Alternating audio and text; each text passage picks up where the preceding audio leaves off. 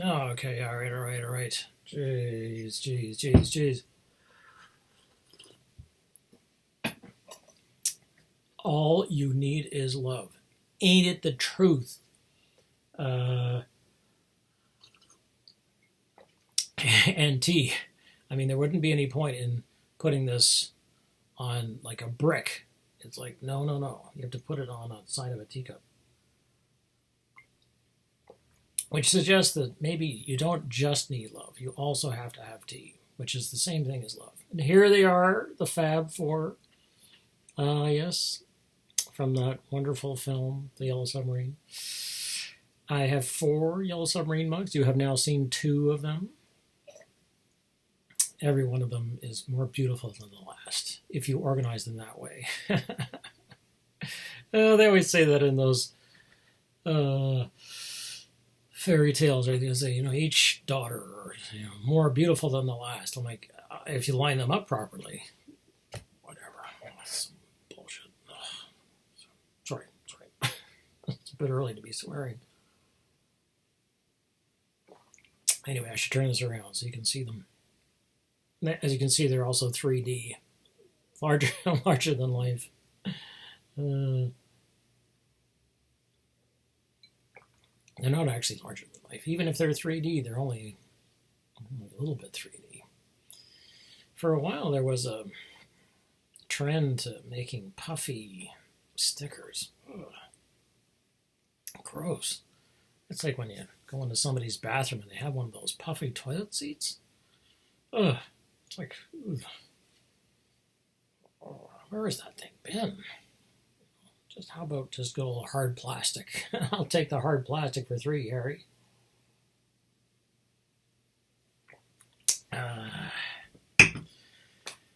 Okay, that was good. So I was not finished with my rant yesterday. When the hour rolled up, I'm like, oh my god, it's been an hour. So I know people are like, what the dickens, Blackmore? That's quite enough. You'll see the aardvark is with us, surveilling all. He's a very handy fellow. He also doesn't complain a lot because he winds up on the floor, sometimes crushed beneath things like books and things like that, and like, oh, and little squeaks of dismay. I'm like, oh, the aardvark is down. Aardvark down. A new book by Mark Bowden, soon to be a major motion picture by what's her face, the woman who made Zero Dark 30, Catherine something. God, I cannot forgive that film for showing torture. Oh yeah, torture's successful, terrific. She should have known better. Anyway, yeah. This. Well, wait. Whoa, hold on a second. That's a bit much. Today seemed to me to be a Porco Rosso sort of day. For those of you who are looking for, we were talking about comfort literature or things the other day. If some of you are familiar with Miyazaki's films, Spirited Away, Princess Mononoke, The Wind Rises was one of the more recent ones. Spirited Away is probably the most famous because it won an Academy Award, I think. But my favorite is Porco Rosso, which you may have seen on various. And it's one of these beautiful films. So to give you an idea of what I was talking about, the backgrounds, they paint these backgrounds. Well, these backgrounds are painted in gouache, which is water-based. What we used to get as kids, basically it's poster paint. And it gives a beautiful color when it's reproduced. In person, when you're painting with it, it's chalky. So it is... It just has this awful texture because it's very chalky. and you cannot get it wet again. So when it dries, this, like let's say this blue sky, you have to know what you're doing when you paint a blue sky like that. And when you paint it, you have to not muck it up. And then if you happen to, whoops, you're shaking your brush out, or you move your wet brush across the painting and you drip, you'll get this beautiful, unexpected sunrise in the in the middle of your blue sky, and you will never be able to fix it. I mean, at that point, you just have to throw it away. So it's just merciless. Like you cannot fix it. That's true with watercolor, but watercolor tends to be more transparent, and you can paint over it. I mean, you can always go opaque if you want to. But with gouache, it is already an opaque medium, and so when you paint over, you use gouache to paint over gouache. Oh, it's merciless. So they're beautiful, beautiful paintings, and it's funny and it's charming, and it's actually an anti-war film. And it just has his memories of. This is such a beautiful scene. Can you see that? This is he's in the Adriatic somewhere, and he has this little hideout that he flies into with this beautiful red seaplane, which he calls Engine Chan, or he talks to his Engine Chan, which is like sort of dear engine. And because of his experiences in the war, which you really never see any of, he has changed into a pig. And you never really find out what happened. But, I mean, what he saw in the war was so horrible that, so here's the famous poster. So there's the woman who runs cafe, and it's very much like Rick's Cafe in Casablanca. I mean, the whole thing is sort of this massive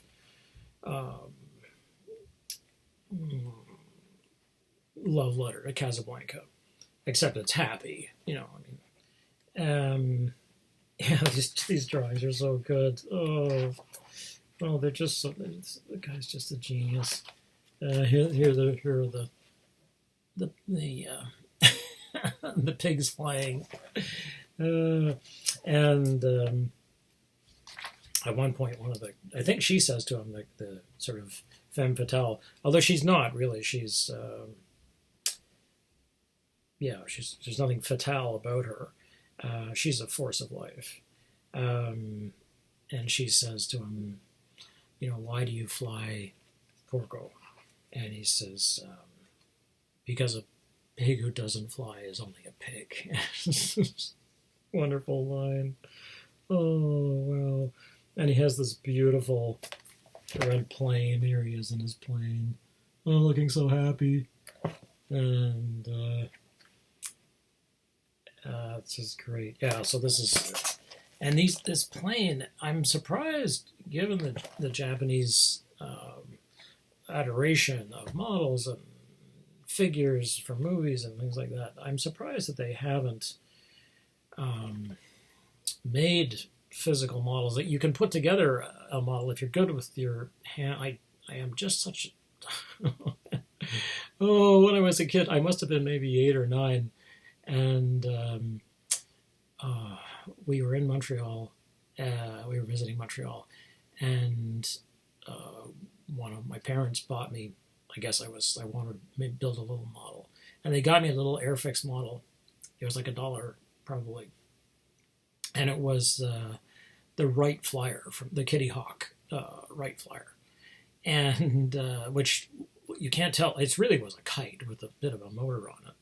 It's kind of like a lawnmower motor, and it was made of a sort of yellow plastic. You were supposed to paint it, obviously. Well, I didn't know anything about that, and they got us glue. At the time, you could buy glue. A couple of years later, you couldn't buy glue, or you had to have your parents with you if you're going to buy glue, because people were sniffing glue, right? They were huffing glue in a bag. Oh, we were so innocent. Yeah. So I remember putting that thing together, and the thing about this glue is that it really worked. It worked because it melted the plastic a little bit. So you put the glue on one, say, side that you want to glue to something else, and then you put a bit of glue on the other side. And it actually began to melt the plastic, so you put them together and it would bond. So it was really good stuff. But my planes always came out looking oh, like a typhoon had already hit them. They hadn't even flown anywhere yet, and they already. I'm very. My heart goes out to Calvin when at one point he's making a fighter jet, and then he goes into one of his fantasies where the fighter jet, Calvin's flying the fighter jet, but what's this? The canopy won't retract. Won't retract. He can't eject. It's because it's painted over. He can't see. Because there's glue on the canopy. I was like, oh yeah, and then it gets hit by a hammer because he's just anti-aircraft fire. And Hobbs says your planes do run into that a fair amount. Oh, it was exactly like that. I had no patience for it. And my friends are, meanwhile, spraying things and gluing them. And it would take them weeks to put these things together. I was like, what? If you can't put it together in an hour, what's the point? So here are the Air Pirates. And this is, again, Miyazaki's a tribute, to the early Disney films before Mickey Mouse. There was Oswald the Rabbit, and he lost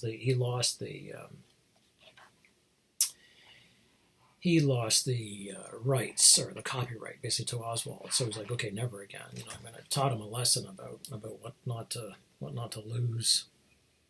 And but you can see, just look at these background paintings. They're just gorgeous. Look at that. Now this is painted. This is gouache, right? It's not oil. It's gouache. And it's it probably could be watercolor, some watercolor, but mostly it has to be opaque for it to take the lights, because the lights, they put the lights on it. And it's bright light, so the colors have to stand up. They have to, yeah.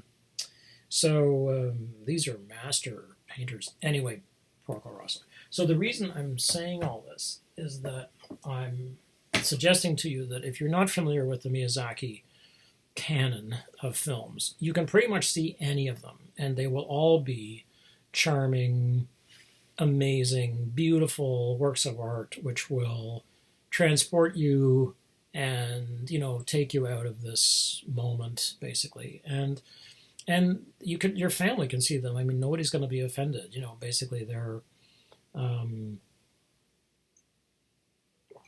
there's no, I don't know. There's no. I think they're less upsetting than Disney films mostly. Princess Mononoke is probably the most intriguing in terms of that, because it does have this deer god, but actually is a deer who has these remarkable, he looks like a mandrill, and he's the face of a mandrill, body of a deer, this incredible horns, and then he changes at night into the Night Walker. Oh my God! The hair. Oh, the hair's gone up on. Check out the hair, just raised up on the back of me. It's amazing. No, it's and then you see the first time I saw the film, we were in Toronto, and I had been traveling with my mother. We went to Washington together, and she was like, "Oh, we can see this Miyazaki thing they're talking about for free if we go to one of the museums which had an Oriental focus, basically." So we went, and I'm trying to remember if it was the same people who were behind the opioid crisis, I can't remember their name, but it's one of those big old families, and the name I got in my head is Sachertorte, and that's not it. Which basically just means a sugar cake. Sacher, that's not right. Tort is a cake. Zucker is sugar. Anyway.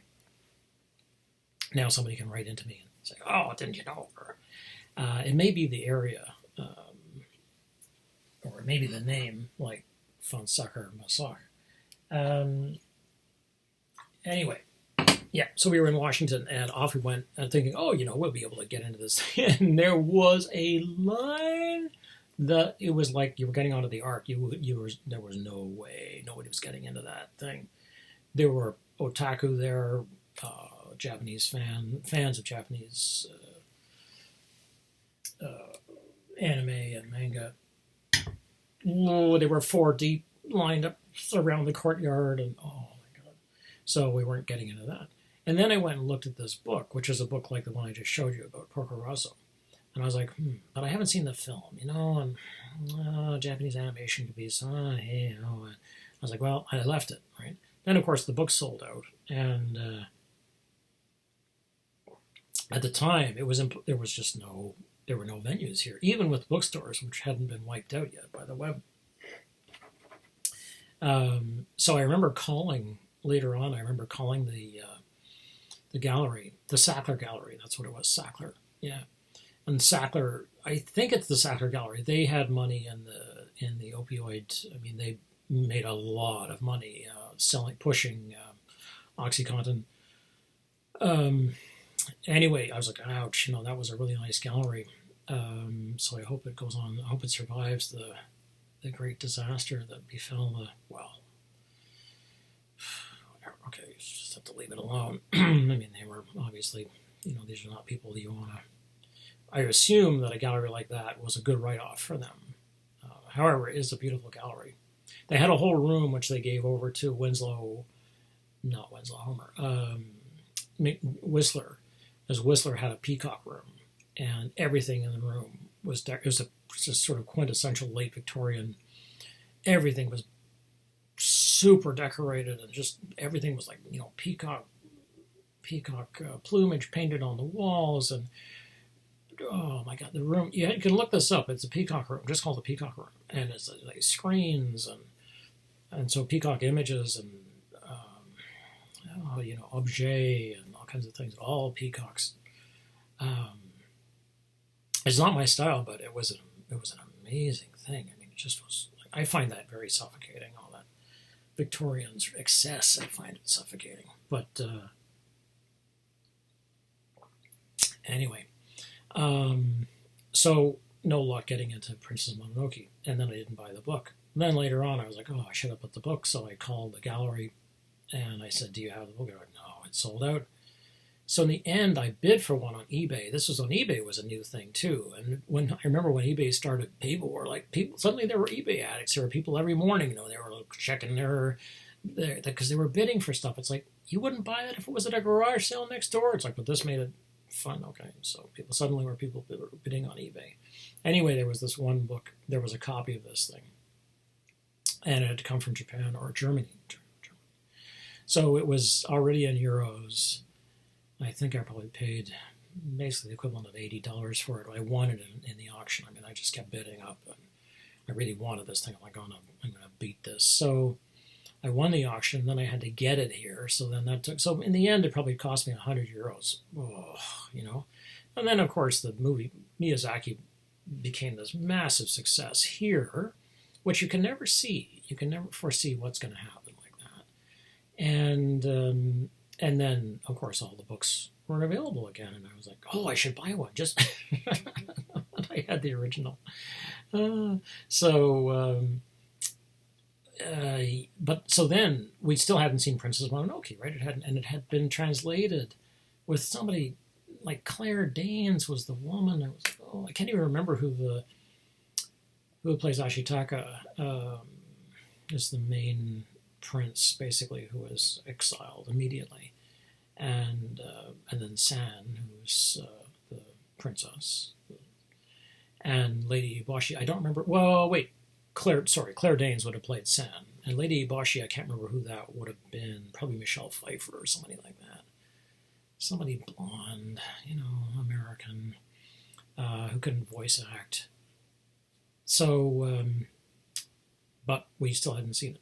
So in 2000, we were in Toronto visiting, and I gave the paper to my mother, and I said, your job is to find us Princess Mononoke. I want to know this playing in the city, and we're going to go see it. I don't care where it's playing. If we have to drive 5 hours to see it, we're going to... Because by that time, I was like, I realized what we had missed, and I was like, oh, she was absolutely right. Because she had said, we should try seeing this film. I was like, yeah, okay. She was so right. Mothers usually are right. Of course, when they're wrong, but you can't really tell ahead of time when they're going to be right and when they're going to be. So, mothers are very often right. So, that's another whole thing. But I think this is something which we come to in our mid to late 20s when we begin to realize that our parents were actually right about many things. And we're like, ooh, you catch yourself doing things that your parents would recommend or that you prefer to do them, and you're like, damn, that's the way my parents. It's like, yeah, because you grew up in that household. It's not some accident, you inherited their genes and they programmed you. Duh. You're like, oh, I'll beat the programming. It's like, good luck with that. Who do you think owns the code? I was bitching about this computer yesterday, right, where Apple still owns the machine. It's like, well, your parents still own you, basically. They own the code that made you. And then your job is to decide what parts of it you want to keep, which can be done. It doesn't have to be all one thing or all the other. I'm just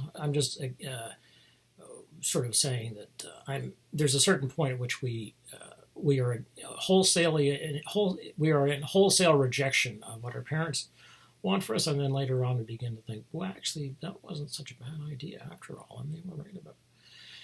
Yeah. Anyway, so I went out somewhere, and I came back, and she left me this piece of paper, and by golly, there was Princess Mononoke playing at one of the second-run houses that there were still in Toronto, because that was being killed off slowly and steadily by the big chains. They were trying to kill off the small second-run houses, and there was Princess Mononoke playing at like 9 o'clock at night on a Friday. And at the Bloor Cinema, off we went to see it. And it was, unfortunately, in English, with, so it wasn't in Japanese with subtitles, but okay, fine. And it is just amazing. I mean, the first 5 or 6 minutes was like the most amazing minutes I ever saw in Pinocchio, which was the most terrifying film of my childhood. Oh, wow, it stayed with me too. I was afraid of it. I went to see it again. Oh, they finally released it because it was on that typical 7-year cycle. You couldn't see Disney films. Now you can see Disney anytime you want, right? Because of Disney Plus and all the other whatever. Disney and they should call it Disney and Disney everything. Disney. Well, they do call it Disney World. Disney Galaxy. Galaxy. That's thinking small there, Tim. Anyway,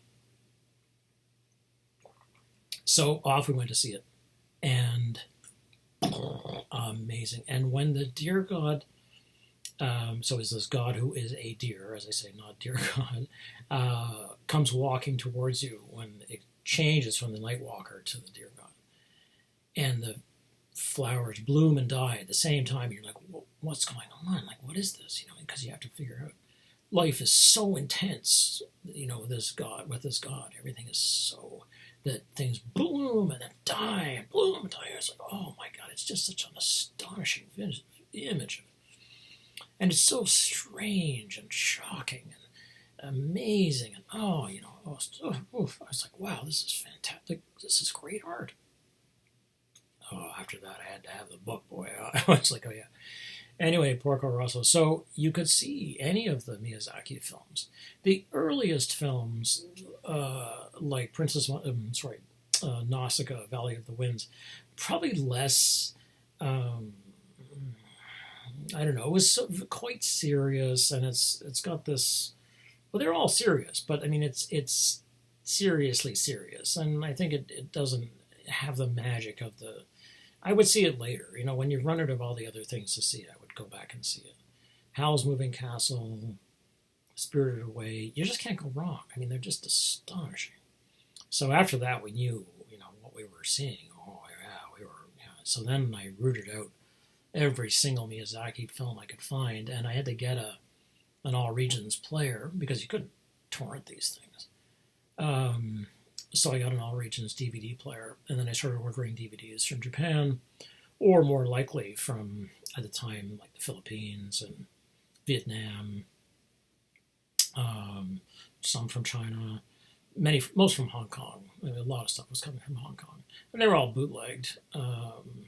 But you couldn't actually buy them, and they said subtitles. Subtitles could be quite creative. We'll put it that way. But it was an amazing. So So, as I say, I'm surprised given the Japanese propensity and the sort of the fact that they do love their toys. I'm surprised that you can't get the little red engine or aircraft because it's this really sweet little design. So I have had this. So here's Porco in his trench coat, and he's making a phone call, which he does actually in the film. And as you can see, I mean, these are really very fine. As you can see, the cord is even a little piece of cord, and it's also a music box, and it plays the song that the lady, his lady love, at the cafe that she owns, the Rick's Cafe equivalent from Casablanca owns.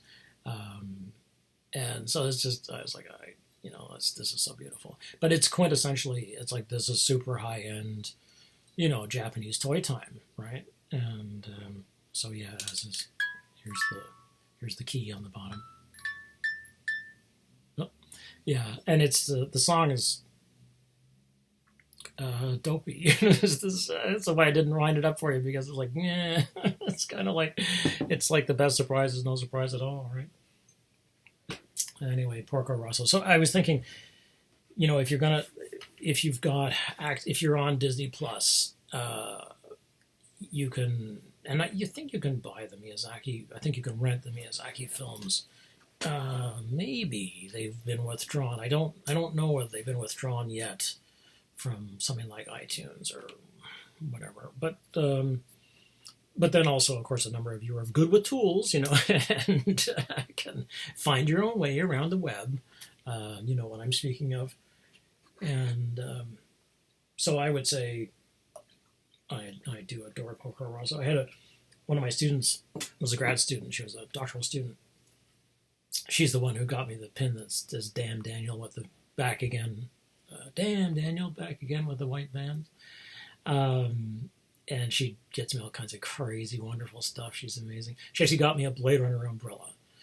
Oh, man. So if you know the umbrellas at the beginning of Blade Runner, they're all moving around in the city, and it's raining, and the usual dystopian stuff. And they have these the umbrella handles that light up. She got me an umbrella that lights up. So I have it in my car in case I need an umbrella, emergency umbrella. And you press a button, and it starts flashing. Oh, and she gets just the best stuff. So she was here because she'd come back to defend her dissertation. And so she stayed here. I mean, I was like, she didn't have a place to, of course, she was just back in the city for a couple of days for the defense. So we put her up on the couch, and that was fine. And the night she's an insomniac. So the night before, she was not going to get any sleep. And I said, is there anything we can do? Do you want to, I didn't want her to get too anxious. And she said, well, I don't know. And she loves to cook, so she cooked for us, and she made this amazing meal, and she made a couple of desserts. At 1 o'clock, everybody was like, 1 o'clock in the morning, everybody was like, oh my God, now we can't go to sleep for 2 hours. So anyway, we cleaned up, and so I said to her, well, do you want to watch a movie? And she's like, yeah. And I said, okay, what do you want to watch? I mean, I got a ton of stuff here, and this is before streaming, right? There was no streaming, so whatever you had on hand, that's what you had. So I've got, I don't know, what I have here, probably a couple of thousand films. Anyway, so I had a bunch of stuff, and I said, "What do you want to watch?" She's like, "Do you have Porco Rosso?" I'm like, "Is the Pope Catholic, etc." What I should have said was, the Catholic priests abuse kids. Of course I have Porco Rosso. So we watched Porco Rosso.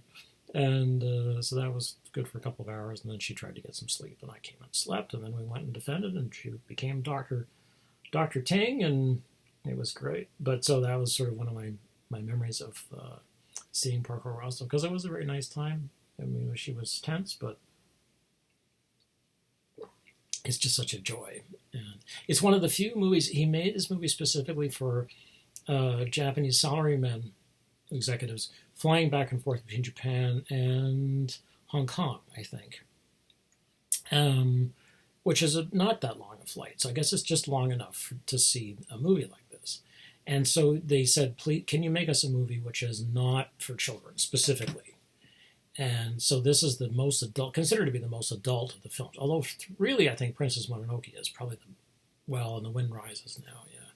So he's made a few films that are for adults, quote unquote, but they really are just more about adults, and they don't have children as the main stars, basically. Yeah. So Porco. So, and one of the things that Porco says at one point when he's all asked to be when the Theo, the young woman who is an well, she's a mechanic, she's a designer, she's an aircraft designer, and she redesigns his plane, and which is really an interesting thing because Miyazaki was just way ahead. He just put young women in charge of things a long time ago, and so she says to him, why did you become a pig? And he says, better a pig than a fascist. And that has now become sort of one of those famous lines, and it's on T-shirts. It's better a pig than a fascist. It's a wonderful line. It's amazing. So yeah, yesterday I was yapping about the media, obviously, and go away Apple. I do not need those updates. And please, no, no, the machine is working. They know they can sniff it out. They're like, I think Blackmore's machine is working. I think we should brick it. They're like, let's send him an upgrade that he won't be able to handle.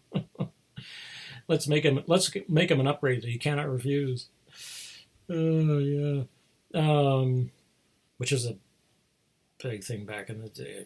Your parents will have seen The Godfather. Make him an offer he can't refuse. So one of the things that I've seen a lot of is people using Lord language to talk about this virus that we're dealing with. And I think that is a massive, huge mistake. And I just sort of wanted to talk a little bit about this because it's bad. It's bad for us. Basically, if you're at war, you're at war. If you're not at war, don't use the language of war. I've met teachers who talk about being in the trenches. It's fairly common. They'll say, "Oh, I'll meet you in the trenches." I'm like, what, did I sign up for a war and not notice it? They're like, what do you mean? Like in the first year classes. I'm like, those are not the trenches. Those are classrooms. Those are classrooms where we're meeting human beings. We're not meeting people to fight them. The class is not the enemy. But this is very common in teaching, that people talk about the students like they're the enemy. It's like, what? We have to know.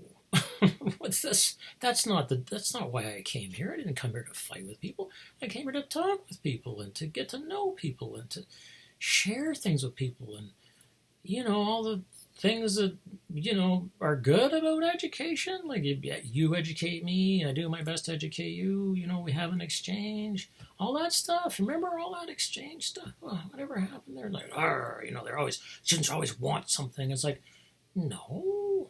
They want to do well, but they'll take everything you got. I'm like, no. There are people who are takers, but that's true everywhere. There are teachers who are takers, and there are administrators who are takers, and politicians who are takers, and everywhere you go, there are people who just take and want to take, and they're after everything they can get, and they don't care about anybody else. Well, we don't have, and so this war thing is a real problem, and for me, because I study war, and you've now studied war, a number of you with me, and in other ways, and saying that we are at war is not a good idea. We're not at war, and this is the same problem we've inherited from, again, the Reagan years. Where Reagan was like, they had the war on drugs. Well, how's that been going? So the war on drugs was okay, which they're still fighting as far as I can see. It's now fully militarized. Mexico is like this in the North American imagination. All of Mexico is one big cartel, apparently. It's like, okay, no. It's like, this is ridiculous.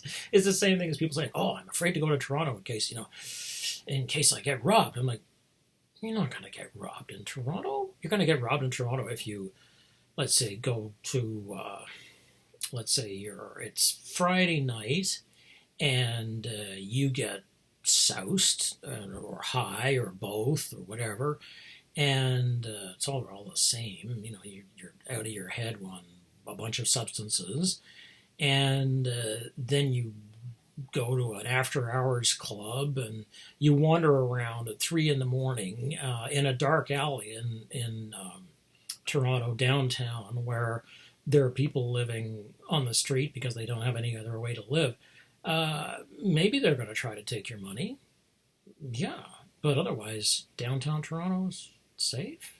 I mean, I'm more frightened of Richmond and Dundas right here in London. I asked a student of mine who was a longtime cop in London, where's the most dangerous place in London? Street cop for 15 years. Detective, the whole thing. He said, Richmond and Dundas. I was like, that intersection? He's like, yeah. I said, why? He said, it's just the place where stupid stuff happens. I'm like what? He's like, people walk through with a baseball bat and they'll bash in their back window. I was like, really? I haven't seen that happen. He's like, just stay out of the intersection. I'm like, okay, that's fine. I still actually walk through there during the day because you keep your eyes around. You just keep your eyes up. Now, I'm not a woman, and so that's certainly part of the. I know that what I can say as a man is not going to be true for a young, pretty woman. Although, yeah, or a young woman, any woman really. It doesn't have to be pretty, right? And pretty, what does that mean? Okay, sorry. Any young woman, right? Or even any woman, I think, who is certainly going to be more of a target than somebody like me. I mean, I think they just probably take my stuff if I have had the occasional struggle with people.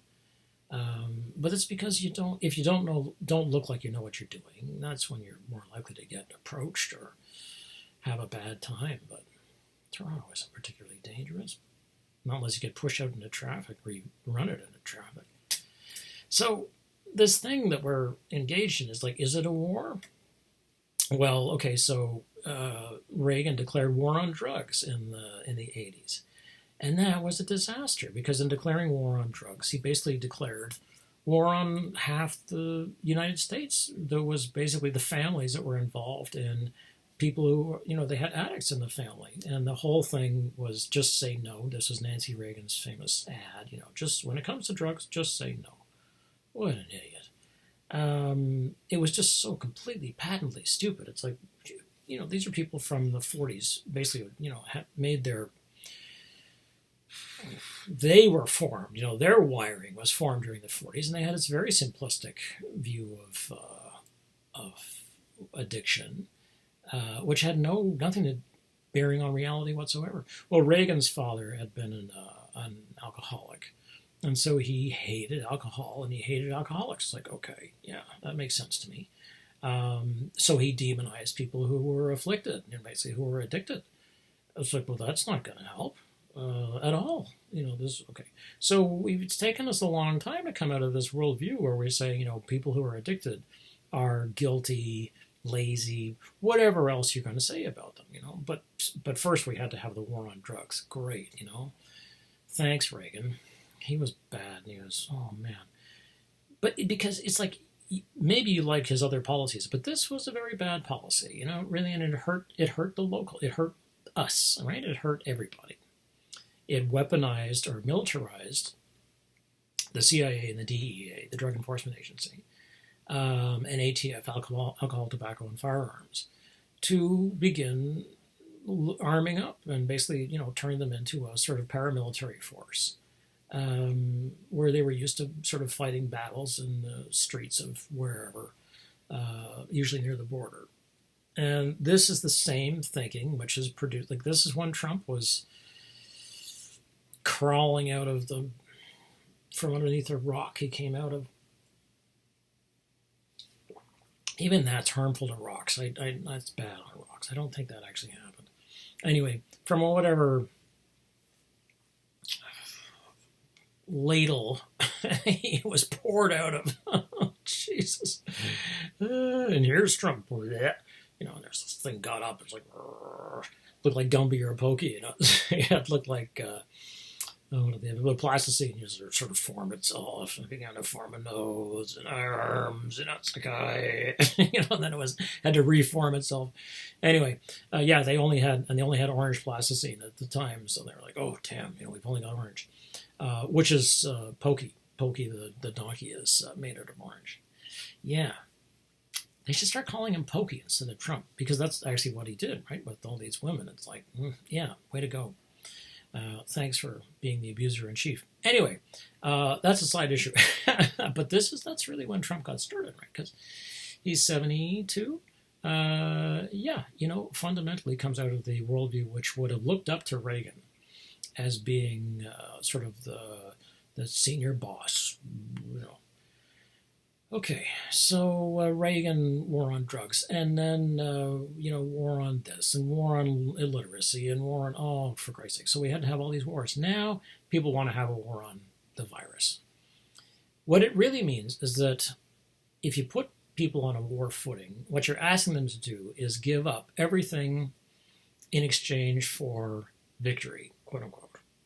Well, what would victory look like? A complete, say, elimination of the virus. Or people's immunity, everybody would be immune. Most people would be immune. Say 95% of the population would be immune, and the other 5% what you would protect, ideally. That's the story, right? Okay, fine. Yeah, so we can work towards that. Sure, that's good. Why does it have to be a war? Well, because you're going to have to sacrifice. And it's like, for what? I mean, the idea is that if you're on a war footing now, there will be peace. Well, what would that peace look like? Well, no problem with the virus. It's like, yeah, but then what if another virus comes along? Because this can happen, right? I mean, this is obviously going to, I hope, strengthen the WHO and strengthen each government's policies in terms of maintaining readiness and all the things that, that Trump, for instance, cut, like Obama was like, they were like, we're going to have a problem with this. And Trump was like, yep, I'm cutting it. We don't need it. We can get those people back. It's like, no. You have no idea what planning means. And I never lost free businesses. So what is the problem with using war language? Well, the problem is that the virus isn't a live thing. It's not even a bacteria. It's like if you've got bacteria growing, I just did the shopping and I was like, oh, this, the broccoli was not the best. So I bought a broccoli. It's like, yeah, it's strong. It's getting strong, but there's nothing growing on it. It's like, okay, so there's no bacteria here. And there's this major difference, between a virus, which is dead. It's not alive. Let me put it that way. It has never been alive. It is a virus.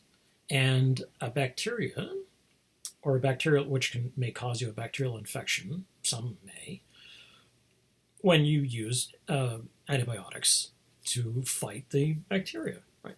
With the virus, you have to have a little piece of the virus, a little snippet of the DNA of the thing, to fight it. Or you have to build up the body's particular immunity. You have to build up antibodies in your body for that particular thing.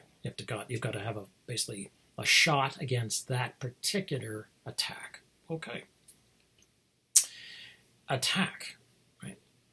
So the language of war creeps in here because we're at war with something which is dead. Now, realistically, what happens when you go to war is that what you do is you inflame paranoia, suspicion, and hatred. And you okay hatred, and you use propaganda to okay hatred against a group. Now, the problem with human beings is that we don't really have a good grip on imagining virus as being a living thing, even though it's dead, right? So we've been trying, so you've seen, models of the virus, and as cartoons, or as little 3D models, or as actual people make physical models, or they make them in, as I saw something the other day, like they were sort of muffins It's like the 3D emoji of the poop, with the little eyes and the smile. It's like that kind of thing. So you could make little models, but it's really hard to get people to be enraged at a little model of something or a drawing of something. That's not. It's a lot easier for us to be enraged at somebody else who caused this trouble for us.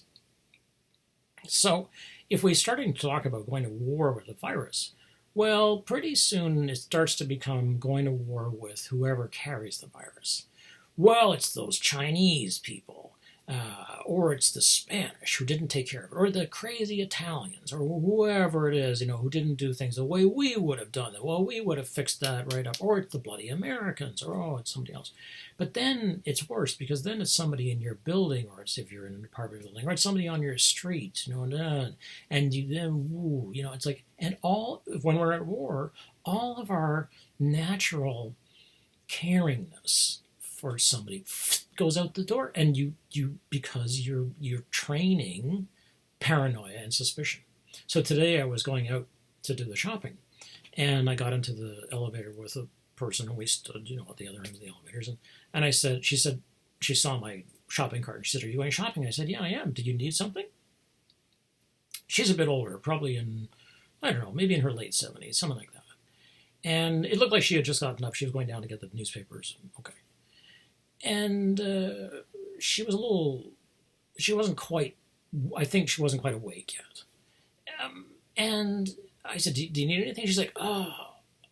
And she was stuck. Like, she was thinking, oh, yeah. And you could see she did need things, but she wasn't organized to tell me. And I was like, well, where do you live? I can come, you can give me a list. This is not a problem. I'm in this apartment. Where are you? So we were going down to the ground floor. We get down to the ground floor, and she was distressed by this. And we get out into the lobby, and she just burst into tears. And I said, it's okay. Well, of course, you can't hug the person. It's like, this is the worst, right? I mean, I would easily have. So I'm standing there, we're trying to maintain our distance. I'm 4 feet away from her, 5 feet away from her. And I said, what can I do? What happened? He was like, oh, her husband had just died a few weeks ago. And she was beside you. She was like, oh, I came down here. And she was just having a tough time, right? She was having a tough time. I was like, it's okay, it's all right. What do you need? Come on, let's figure this out. And then some people came in, and she knew them, and they knew her, and that was good. And so there were other people around, and I was like, okay, it looks like it's all right. I said to her, if you need anything, this is where I am. You come find me. We'll figure it out. Fine. And the storm began to calm. She was okay. Okay, is this woman my enemy? Because that's what a wartime footing suggests. That the people who are in trouble are weak somehow. How come they collapsed? What's their problem? Why did they do that? And I know that the reasoning behind wartime footing is that everybody who's inside the fortress gets your care, and everybody who's outside the fortress is your enemy. But it doesn't really work like that. The way it works is that you start to be suspicious of everybody, because everybody is a potential enemy. This is seriously bad news. So my feeling about this is that this is the absolute wrong direction for us to think or go. And I think that if we think about how you use language, if you find yourself using war language, remember that the war you're going to fight is with yourself. That you, in the same way that anger is when we're angry about something, we want to, usually it's a person or it's a system, let's say, and you want to inflict the rage that you're feeling on the system that's hurting you, or the person that's hurting you, or the people that are hurting you. But really what happens with anger is that you get up in the morning and the anger is there, and it's working on you. It's like pounding away, and it's boiling your heart, and it's like, it's this red fire engine of disaster. It's running, and then you're like, oh, now I have to have breakfast. And you don't really want to have breakfast because you feel blech, right? Because you're like, this pounding red engine is going.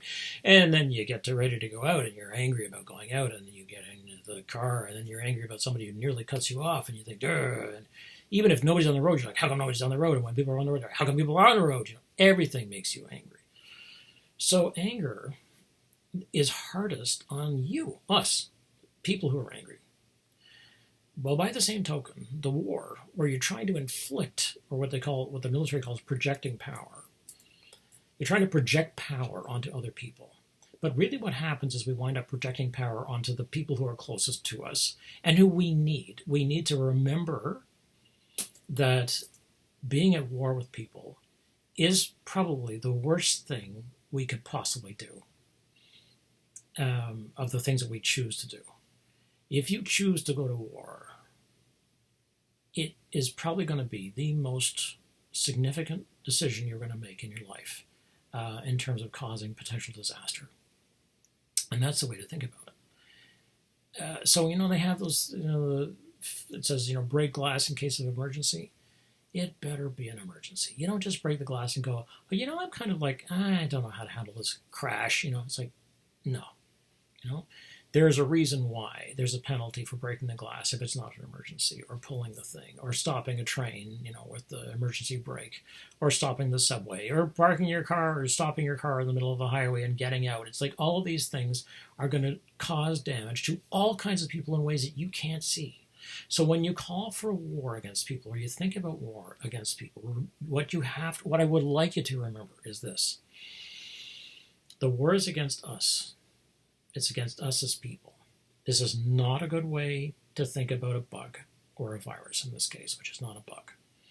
It's not at all a good way. We say we're reasoned. We say we're about science.